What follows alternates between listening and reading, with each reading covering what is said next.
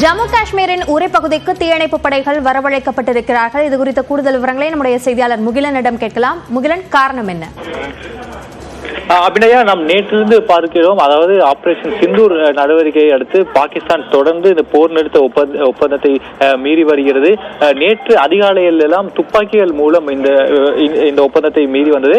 அது நேரம் செல்ல செல்ல அந்த ஆர்ட்டிலரி ஷெல்ஸ் என்று சொல்வார்கள், அதை பயன்படுத்தி இந்த தாக்குதலில் நேற்றிலிருந்து ஈடுபட்டு வருகிறது. இதில் சுமார் 15 இந்தியர்கள், அதாவது எல்லை காஷ்மீர் போன்ற அந்த எல்லை பகுதியில் வாழக்கூடிய 15 பொதுமக்கள் நேற்று கொல்லப்பட்டனர்.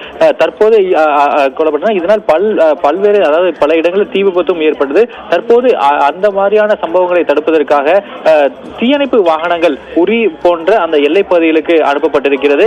ஏதேனும், அதாவது இந்த போர் நிறுத்த ஒப்பந்தத்தை பாகிஸ்தான் மீண்டும் மீறி தாக்குதல் நடத்தும் போது ஏதேனும் தீ விபத்து போன்ற அசம்பாவிதங்கள் நடந்தால் உடனே கட்டுக்குள் கொண்டு வருவதற்கான தற்போது இந்த தீயணைப்பு வாகனங்கள் எல்லாம் இந்த எல்லை குறிப்பாக எல்லை பகுதியில் இருக்கக்கூடிய அந்த பகுதிகளுக்கு தற்போது இந்த தீயணைப்பு வாகனங்கள் அனுப்பப்பட்டு வருகிறது. அபிநயா, விரிவான விவரங்களுக்கு நன்றி முகிலன்.